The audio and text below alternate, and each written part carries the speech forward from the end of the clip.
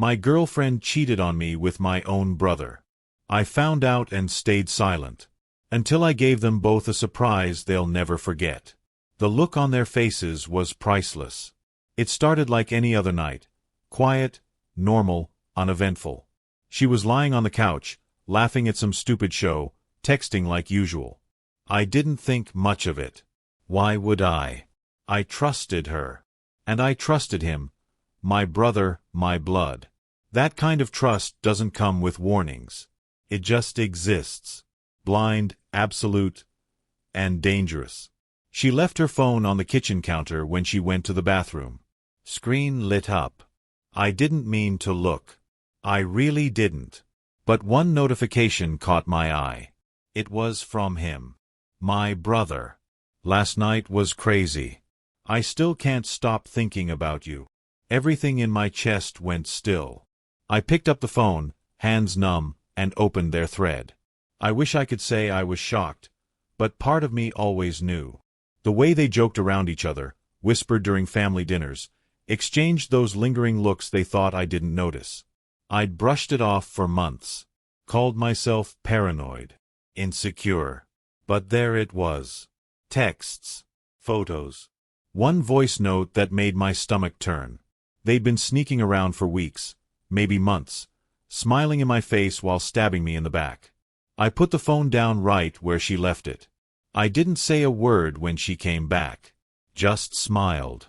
And in that moment, something inside me shifted. I realized I didn't want an explanation. I didn't want an apology. I wanted revenge. Not the kind that ends in yelling or fists. The kind that burns slow, deep, and unforgettable. They thought they were playing me. But I was done playing. And what I did next made sure they'd remember it for the rest of their lives. We met through my brother, actually. That's the irony. He introduced us one summer during a family barbecue.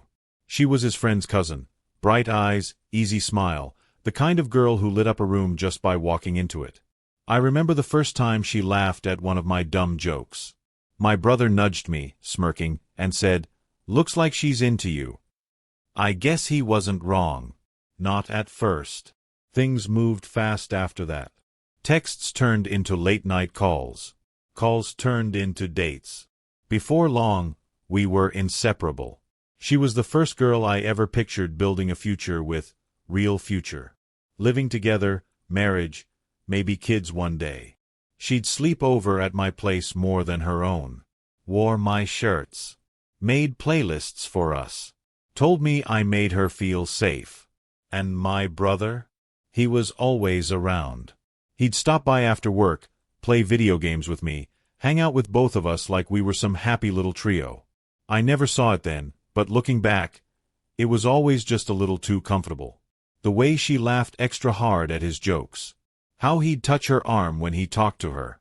How they had their own little side jokes that didn't include me. But I told myself I was being dramatic. Because I trusted them. Both of them. I grew up protecting that guy. We shared a bedroom, shared secrets, got into fights and still had each other's backs. He was the one person I thought would never cross me. And her. She knew everything about me. My fears. My dreams. She looked me in the eyes and said, "You're my person." So when the shift started, I ignored it. She started getting more busy. Started hiding her phone when she'd text. Claimed she was tired more often. My brother started canceling our plans last minute, being weirdly vague about where he was. I chalked it up to life, work, stress. Normal stuff. Every couple goes through ups and downs, right? But there was this one night, weeks before I found out, that still haunts me. We were all sitting in my apartment, watching a movie. I went to grab popcorn. When I came back, they didn't notice I was standing there. He leaned in close and whispered something in her ear. She laughed, soft and slow, and he looked at her like I wasn't even in the picture. Still, I said nothing. Because I didn't want to believe what I was seeing. I wanted to believe I had something real. That I wasn't being betrayed by the only two people I couldn't imagine living without. I was wrong. And soon, I'd find out just how deep the knife was buried. The night I found out was quiet. Too quiet. She had fallen asleep early, curled up on the edge of the bed, her back to me, like she didn't want to be touched. Lately, that had become a pattern. Cold shoulders, dodged kisses, dead-eyed "I love you"s that sounded more like habits than feelings. I lay there, staring at the ceiling, trying to silence the storm building in my chest. I couldn't sleep. Something felt off, again. Around midnight, I got out of bed and walked into the living room. Her phone was on the coffee table, screen glowing faintly. Notifications buzzing. She'd never left it out before, not in weeks. It was always on silent, tucked under her pillow or in her pocket like a secret. That night, though, it was like the universe wanted me to know. I picked it up. And that's when everything fell apart. There were messages. Dozens. From my brother.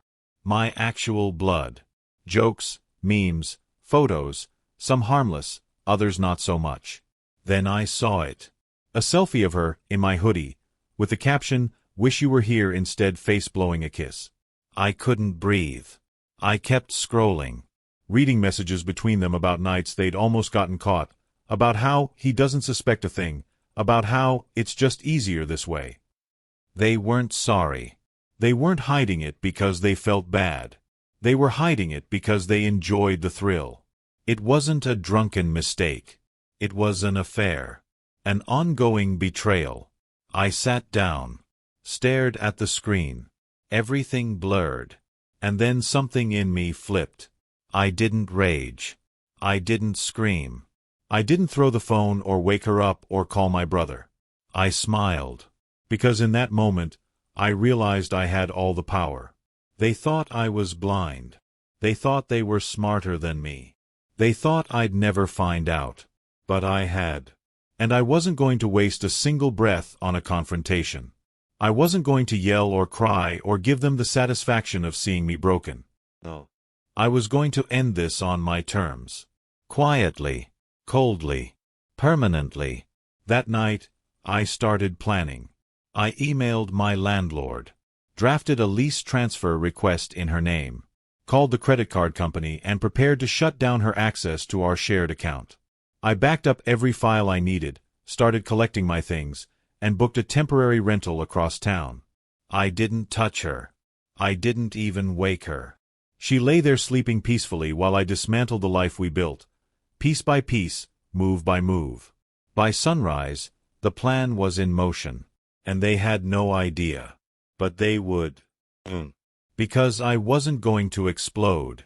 I was going to disappear.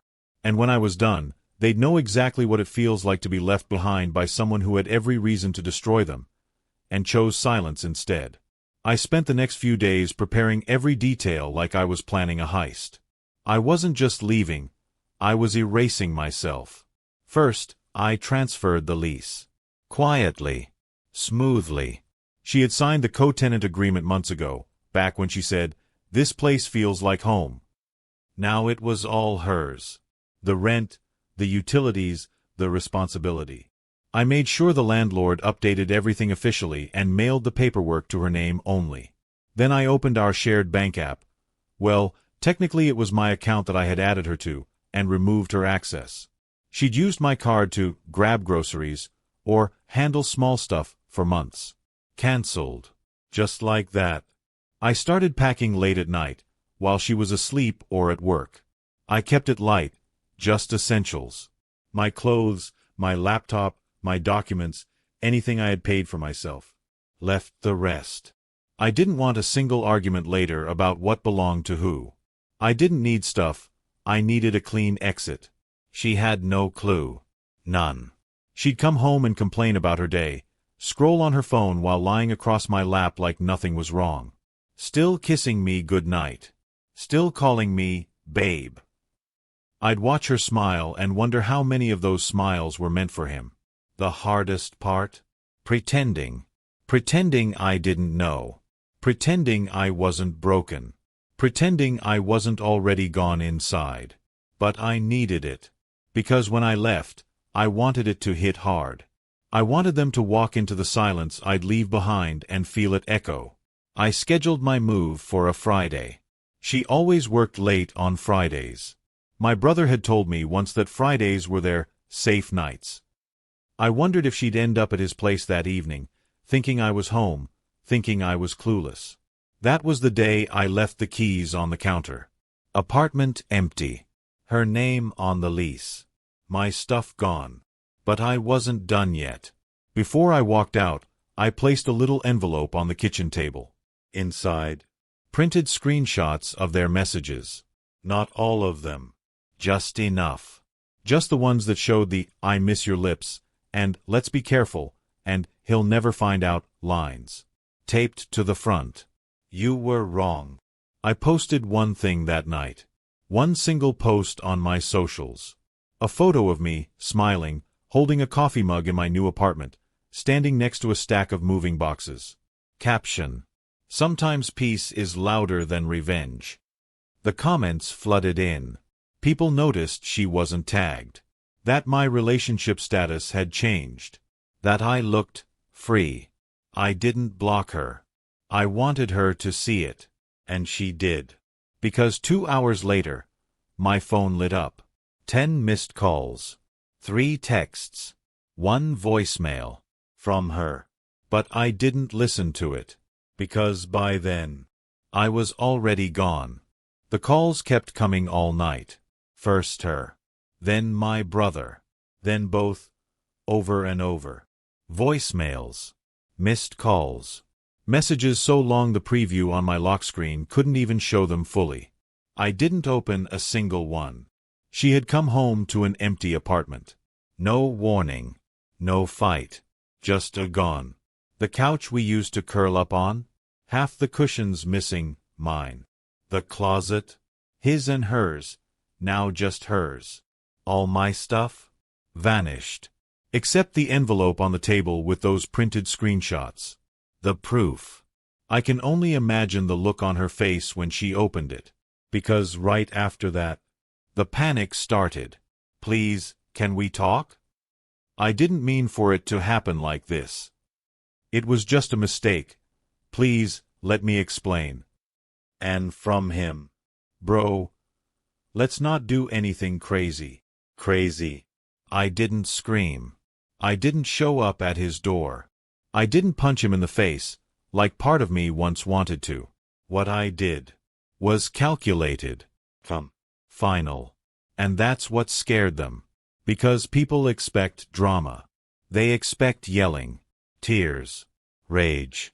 They don't know what to do when the person they betrayed just leaves, without a word, without a scene, like they never existed. I went radio silent for the weekend. Didn't respond to a single person in our shared circle, even though I knew word was getting around fast. I could feel it. The quiet buzz. The tension in our group chats. The cryptic messages from mutual friends. Hey, you okay? Just saw something weird. Is everything all right between you two? And the best part? I didn't have to say a single thing. She told the whole story just by unraveling. By Monday, her Instagram was wiped clean. No couple pics, no smiles, nothing. By Wednesday, her sister messaged me. She's a mess. She won't stop crying. I know what she did was horrible, but she didn't expect you to just vanish. Good. Because I wasn't trying to hurt her. I was trying to show her that when you break something sacred, trust, loyalty, blood, you don't get to fix it with apologies. You sit in the wreckage. My brother finally showed up to my new place. Knocked once. Twice. I didn't answer. He sat outside for 15 minutes. Then left. He sent one text after. I messed up. I know I don't deserve forgiveness, but I just needed you to know that I'm sorry. I read it. Didn't reply.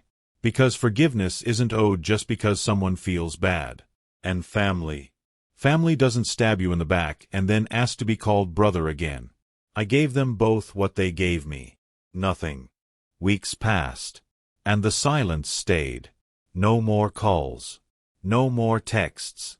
No more weak apologies or desperate excuses. Just a dead, echoing quiet where chaos used to live. It was peaceful, eerily peaceful. That's when I realized I didn't miss either of them. Not her. Not my brother. Not the fake laughter, the late-night anxiety, the second-guessing every glance or every time her phone lit up at 2 a.m. I had been drowning in betrayal long before I ever found the proof. But now, I was above water, breathing again.